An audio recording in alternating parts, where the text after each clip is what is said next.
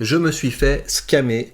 Et oui, je vais vous montrer de quoi il s'agit, comment j'ai réagi, et je vous en parle parce que c'est probablement un scam qui vous concerne, et peut-être surtout vos parents ou vos grands-parents.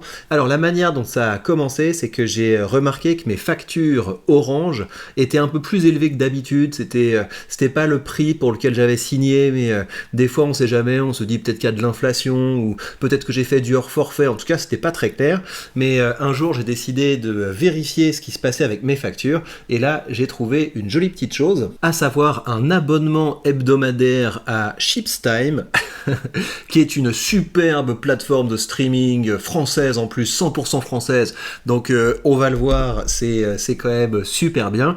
Et donc vous voyez que à partir du 11 juillet, j'ai commencé à être prélevé une petite somme comme ça par semaine, et vous verrez aussi pourquoi ils font des abonnements hebdomadaires, c'est assez clair en fait quand on y pense. Et donc à partir de là, toutes les semaines ils m'ont prélevé 3 balles, ça voulait dire que j'avais ma facture qui était alourdie d'à peu près 12 € par mois, et c'est seulement maintenant que je me suis rendu compte du truc, et je peux vous dire que ça m'a un peu agacé. Donc je vais vous dire comment j'ai réagi, mais d'abord on va se renseigner un petit peu sur ShipsTime. Alors je vais pas sur le site de ShipsTime, pourquoi ? Parce que la dernière fois que j'ai fait une vidéo sur un scam, à un moment j'ai montré du contenu qui avait été créé par cette entreprise de scam, et ils ont fait sauter ma vidéo. Donc voilà, si vous tapez ShipsTime, vous allez voir que c'est ici un super service de VOD, t'inquiète, mais je vais pas montrer leur matériel, mais par contre regardez Forbes. Si c'est sur Forbes, ça doit être bien. Donc vous savez évidemment ce que c'est, un brand voice, c'est-à-dire que Forbes gagne de l'argent en ouvrant ses pages à des sites, ce qui leur permet de se donner une crédibilité. Et si on vous disait qu'il existe une alternative bien française au service de streaming que nous connaissons aujourd'hui, ShipsTime, c'est son nom, en français, l'heure des chips, comprenez, ouvrez un paquet de chips et profitez des bouquets de ShipsTime n'importe où, n'importe quand, depuis votre mobile, tablette ou ordinateur. À notre avis, ShipsTime commence très fort, avec un accès illimité à 19 chaînes. Il y a toujours 19 chaînes. C'est vraiment super. ShipsTime est un nouveau service proposant une formule d'abonnement, blablabla et blablabla.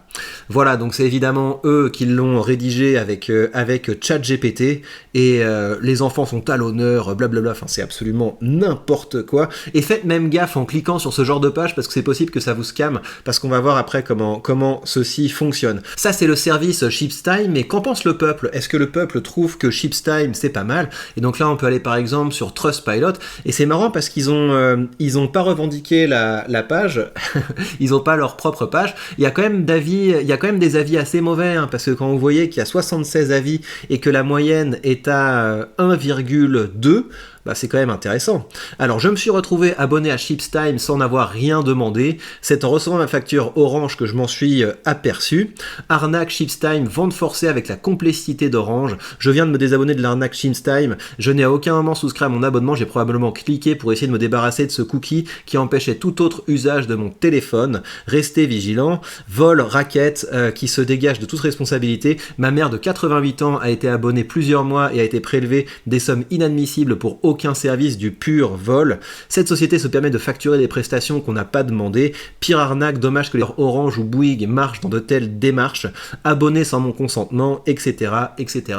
Vous avez des pages de ça. Alors, qu'est-ce que c'est que cette arnaque ? Alors, avant, je vous dis comment j'ai fait, hein, parce que je pense que c'est assez important de ne pas vous laisser faire. Ils n'ont pas le droit de faire ça. Enfin, en tout cas, ils ont le droit de le faire, parce que sinon, Orange ne permettrait pas ça. Mais en vrai, ça peut pas tenir. Si vous n'arrivez pas à récupérer votre argent, vous en avez le droit. Et donc ils peuvent vous faire peur en disant oui mais non, vous nous avez donné de votre consentement, etc. Rien du tout, c'est absolument interdit de forcer les gens à faire ce genre de choses. Donc ce que j'ai fait, c'est que moi j'ai commencé par passer par Orange. Donc au début on n'a pas de temps à perdre, c'est ça le truc, c'est qu'ils tablent sur le fait qu'on va pas perdre du temps pour se défendre, et qu'on va s'asseoir sur notre argent. Après tout c'est des petites sommes, et donc je commence par parler avec Orange, avec le service client, et à ma grande surprise ils me balancent des éléments éléments de langage, j'avais l'impression de parler avec quelqu'un de ShipStime. Parce que moi, je commence en leur disant, bah écoutez, on m'a volé de l'argent sur ma facture. Et donc la dame du service client Orange, et ça je trouve que c'est quand même un scandale, me dit, il ne s'agit pas d'un vol, il s'agit d'une souscription auprès de tiers. Donc elle essaie de requalifier les faits. Elle était en train d'essayer de requalifier les faits pour dire, en fait, c'est pas notre problème, voyez ça avec eux. Donc très bien, j'ai compris que je pouvais rien obtenir de ce côté-là. Donc je suis allé en boutique Orange. Les gens souvent en boutique Orange, ils sont assez sympas, enfin ça dépend dans quel point vous habitez, mais assez régulièrement dans les boutiques Orange, vous pouvez tomber sur des gens qui sont plutôt compétents. Et donc là en l'occurrence, je suis tombé sur quelqu'un de compétent. Donc il m'a fait appeler par quelqu'un du service commercial. La personne du service commercial était aussi sympathique et ils m'ont remboursé immédiatement l'argent. Alors par contre, je vous explique comment ça marche parce qu'il y a aussi une petite négociation à ce niveau-là. En fait, ce qu'ils essaient de faire, c'est de s'engager le moins possible auprès de vous. Donc comment est-ce qu'ils vont faire ça? La première chose qu'ils vont vous dire, c'est ne vous inquiétez pas, nous sommes conscients de ça, donc je vais vous désabonner. On va s'assurer que vous ne serez plus jamais prélevé. Donc regardez, on va aller dans votre espace client, on va désactiver l'option, parce qu'en fait, si vous voulez, la porte d'entrée de ce scam, c'est que quand vous souscrivez un abonnement chez Orange, chez Bouygues, chez SFR, je suis pas certain, mais chez Bouygues, j'ai vu qu'il y avait des arnaques de ce type-là, et il doit y avoir d'autres opérateurs avec des arnaques de ce type-là, mais en tout cas, quand vous souscrivez à un abonnement, vous avez par défaut une option qui est cochée, selon laquelle vous pouvez souscrire à des services tiers. Et c'est d'ailleurs pour ça que vous repérez pas l'arnaque, c'est que vous prenez les paiements qui ont été effectués à ces services tiers, vous les prenez pour du hors forfait. Et c'est pour ça, moi, au début, je voyais dans la facture, quand on regarde la facture pas détaillée, on se dit, ok, j'ai du hors forfait. Peut-être que j'ai utilisé trop de données mobiles, j'en sais rien. Que par défaut, avec votre abonnement Orange, vous avez la possibilité de souscrire en ligne à des services. Et donc, il faut désactiver ça. Et donc, quand vous allez appeler le service client, ils vont vous dire, vous inquiétez pas, on va désactiver avec vous l'option, et puis ensuite, on va vous désabonner du service. Et ensuite, ce qu'ils vont dire, c'est, est-ce que je peux faire autre chose pour vous? Et là, vous vous dites, oh, c'est vrai, vous avez déjà fait beaucoup de choses pour moi, etc. Et ils tablent sur le fait que vous allez lâcher l'affaire et qu'ils n'auront pas à vous rembourser. Et donc, c'est pour ça que moi, je ne l'ai pas laissé parler, et je lui ai dit, je me suis déjà désabonné, j'ai déjà désactivé, et je sais que vous pouvez faire un geste commercial. Donc, j'ai commencé par ça. Ça, c'est le point de départ de la négociation. Le point de départ de la négociation, c'est pas t'inquiète, je vais te désabonner, je vais le faire, etc.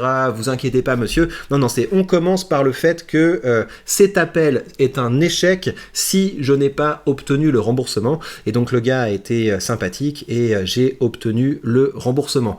Donc ce que je vous demande de faire, c'est de vérifier si dans votre abonnement internet et dans votre abonnement mobile, et dans tous vos abonnements d'ailleurs, vous n'avez pas été inscrit de force à ce genre de service. Et je vous demande surtout de vérifier ça avec vos parents et avec vos grands-parents, parce que quand j'ai parlé un petit peu avec le mec au téléphone, il m'a dit qu'un coup de fil sur 3 en ce moment, ce sont des gens qui appellent parce qu'ils se sont fait souscrire de force à ce genre de service du type ShipStime. Donc faites très attention à ça, c'est très probable que vos parents et que vos grands-parents payent des petites sommes qui n'ont l'air de rien, mais qui au bout d'une année, voilà, vous avez payé peut-être 100 balles, peut-être 200 balles de services que vous n'avez absolument pas sollicités. Alors maintenant, la question que vous devez vous poser, c'est pourquoi Orange tolère ça et pourquoi les autres opérateurs mobiles tolèrent ça?